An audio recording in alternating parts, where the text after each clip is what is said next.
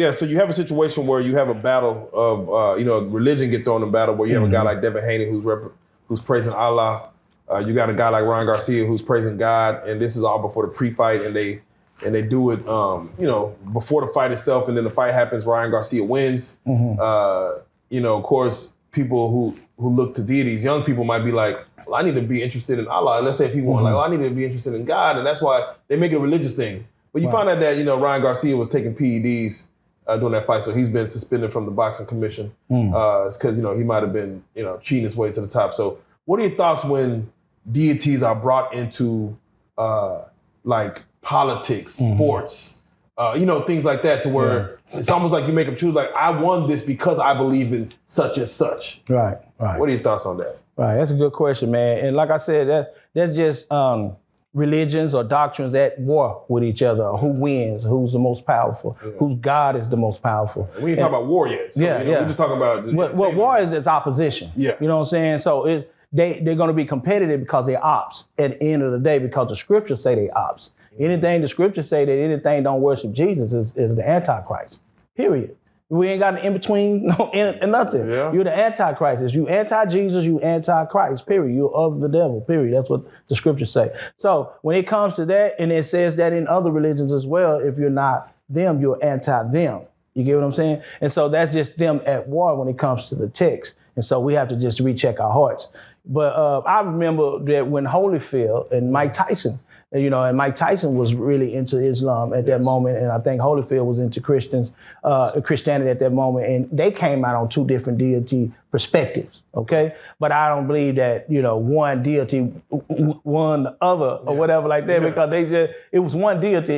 It went from their heart perspective or spiritual perspective, it's one deity, that which is divine, because it's not a sex. It's not a man or a woman, okay? And we get into that later. And so, but the prayer should have been to my deity, oh my God, is keep me safe as I'm fighting, so I won't go unconscious, and get hit somewhere to where I can't come back from it. So I believe from that perspective, they both were protected. So I don't care what deity you come out on or what God you come out on. I think at the end of the day, if you were more skillful at that time, at that moment, then you're going to win. If you come to win, you're going to win, period. And so, but at the end of the day, spiritually, I believe that the divine protected you if you walked out alive.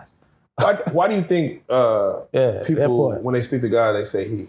He. It comes from, that's a good question, a Gothic word, which is God, come from a Gothic word. If you study it backwards, it means dog. Okay, and that's from a European perspective. You know what I'm saying? Africans didn't even call God.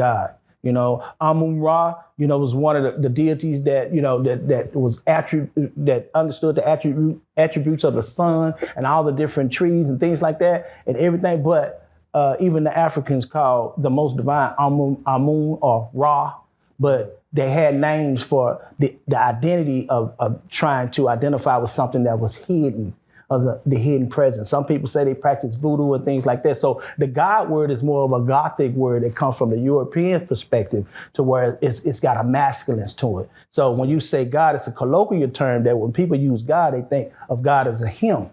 But you know what I'm saying? But God doesn't have a sex. The most divine is spirit. You know what I'm saying? You take your breath away, you gone. Spirit is connected to your breath.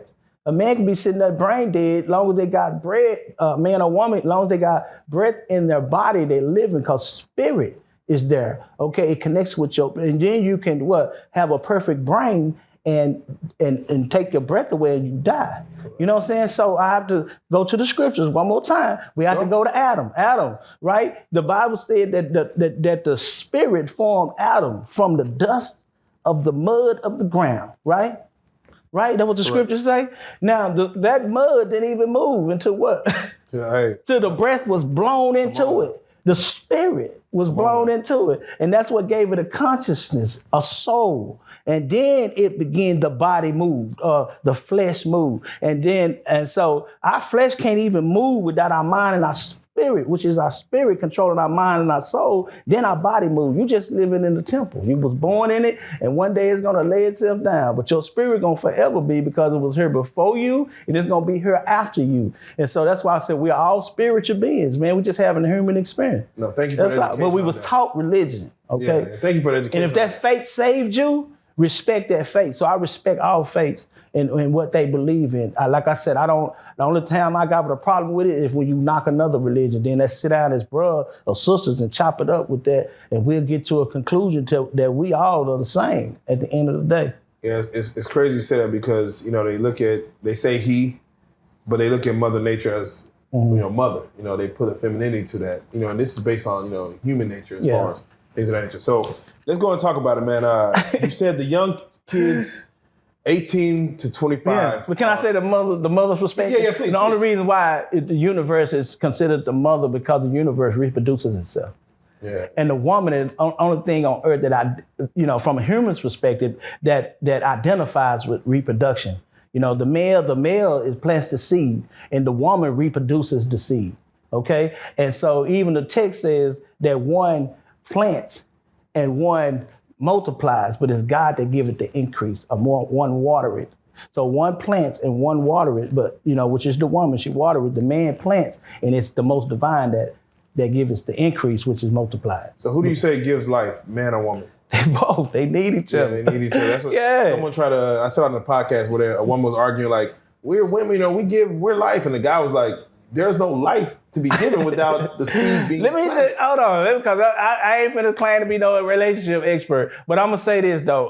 A woman can't be a woman without a man. And a man can't be a man without a woman. Okay? But a woman can live without a man, and a man can live without a woman. Yeah. Okay? And we can coexist with each other, but at some point we may have to meet each other. At some point, because God innate in us gave us that. He gave us that. So we are supposed to desire women. Women are supposed to desire men. But I think women just economically now, just on the top of the food chain, to where women don't need a man financially no more. Yeah. But that's not to say women don't need a man. For life to continue. So I have to speak to the women. Yeah, you need a man. Yeah, we got to meet each other. You know what I'm saying? And men, you need a woman. You know what I'm saying? Yeah. And so I'm going to leave it at that. But other than that, man, but spirit is not a sex at all. Okay. Spirit never been a sex. It dwells in sex. Whether it dwells in a sex. Okay. Whether you are a man or a woman, it would dwell with you, in you, and around you, and everywhere. You know what I'm saying? It's omnipresent.